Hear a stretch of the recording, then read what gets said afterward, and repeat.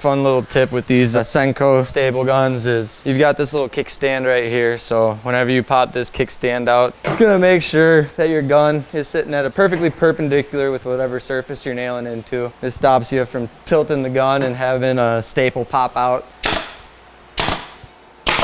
Good with it. Blake, how do I look? Great. All right, thanks, dude. Perfect. So hey guys, this is James over at the Bruckelmyer Shop. I'm gonna be assembling just one of our upper cabinets for an entryway that we're doing at our new spec house. All of our parts and pieces have been prepped, cut out on the CNC, edge banded. We're ready for assembly. I'm gonna start by just making sure that I've got a nice smooth surface, nothing that can scratch my faces or my pieces when I'm assembling. In order to do so, I'll just lay down some fresh masking tape on our sawhorses. So I just wanna make sure we're not putting any scratches on our finished product. With the CNC and these frameless cabinets, it's kind of new to our shop. So we're still figuring out the best way to put them together. Looks like we're just gonna be building an 18 by about 19 and a half upper cabinet. I'm gonna start with the top of the cabinet. So we've got pretty much 5 pieces for these uppers. We're gonna have a side left, a side right, a deck, a top. The deck is just the bottom of the cabinet.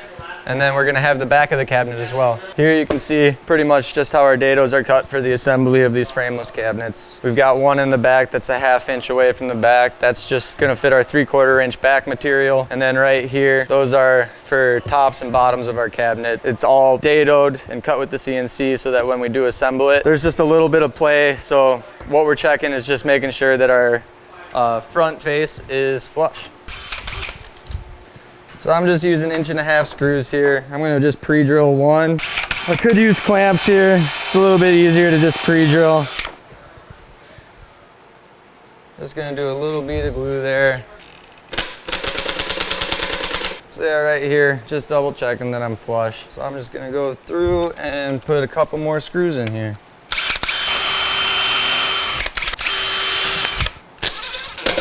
Yikes. Sometimes you'll just have random little holes in your plywood, so your screws will not grab the best. Yikes. I know this is an unfinished side, so I don't mind just putting another one in there. It's all about trigger control. I like to make sure I keep a wet rag on hand just for any excess glue. Everything's looking good in there. Always want to make sure that we're blowing out our dados just in case any chips get in there, double check them. Any pieces of the plywood that the CNC just left over, you want to make sure that you clear it out of the way so that it goes together and it's square when you put it all together. And now we'll repeat the process. So now I'll just come over. I can grab the back of my cabinet. I'm just going to slide that one in. Checking for flush on that side. I slid the back in, double checking that it's flush down here. As long as we're flush down here, I know it's going to where we need it to. I'll pop that guy out for now and just get a bead of glue in both of our dados. Once I get that guy in place, I'm going to start screwing it off in the bottom. We can just use our scribe tool right here to make sure we're screwing right into the center of our plywood back.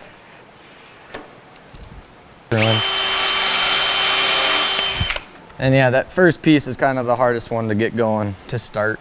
Once you get that one, it's just like a puzzle. Yeah, I'm just using 1.5 inch T25s right now. Just double checking that I'm tight to my dado with this piece of plywood. Everything's looking great. So now that we got the back on there as well, I'm just gonna go ahead, slap this next side on there.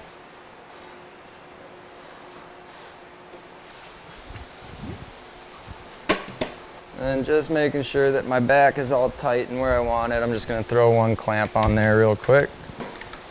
Yeah, so with this scribe tool right here, it allows us to just hold this black part against the edge of our cabinet box right here. We'll set the distance to just the center of our back, and we'll ride it along this edge so we know exactly where we can screw off. Here, I'm just gonna double check, feeling the bottom of my cabinet, making sure I'm flush where I'm about to screw off to. Everything's feeling good.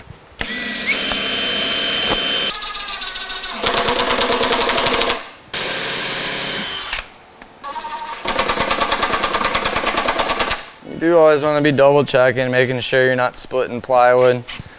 So I'll kind of just have my fingers here while I'm screwing off.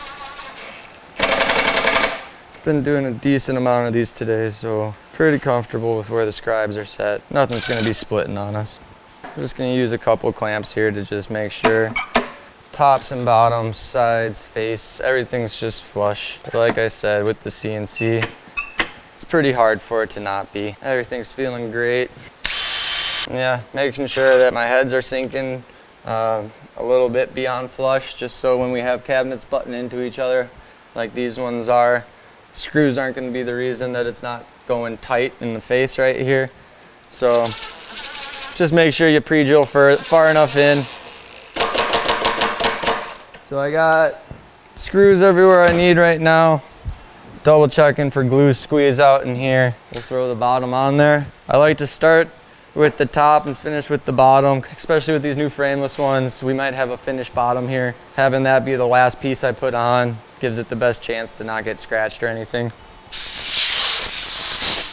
And here, same thing. I'll just do a small bead of glue. Just like a jigsaw puzzle. Ooh. And same thing here. I'll just pop a couple clamps on. Just feeling for flush. Yeah, I can definitely live with all of that. If we were just to staple this thing, it could definitely be done a little bit faster. I prefer screws. It sucks everything tight right away, and I'll even go through after the fact and pop staples in it where I feel necessary.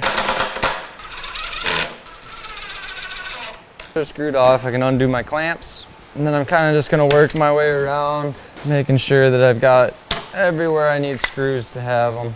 And I hope Max isn't timing me. I'm faster than this normally. Camera adds 20 pounds too. Cool.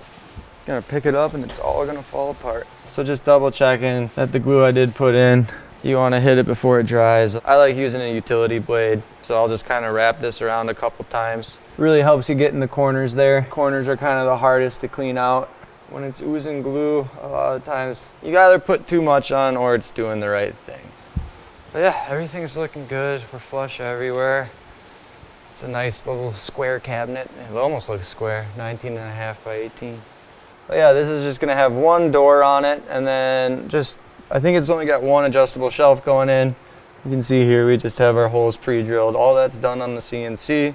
Typically a good way for checking square, as long as you're holding your tape the same. So right there, 27 and 5/16. 27 and 5/16, fuzz heavy.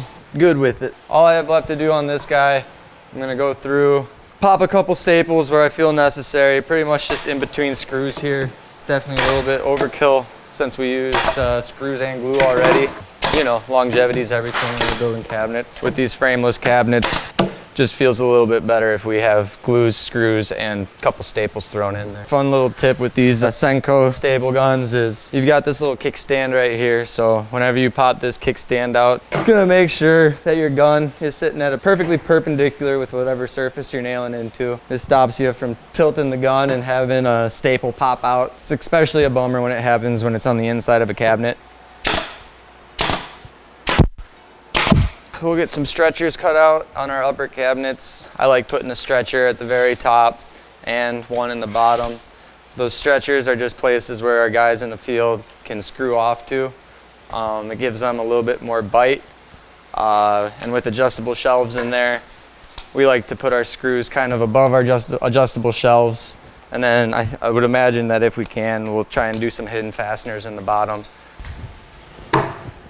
The last step that we're gonna have is installing hinges and doors. We'll wrap up our adjustable shelves, send those out into the field, and when it's all said and done, we'll talk to the homeowners, see exactly where they want those shelves located. Thank you guys for watching. We'll see you guys in the next video.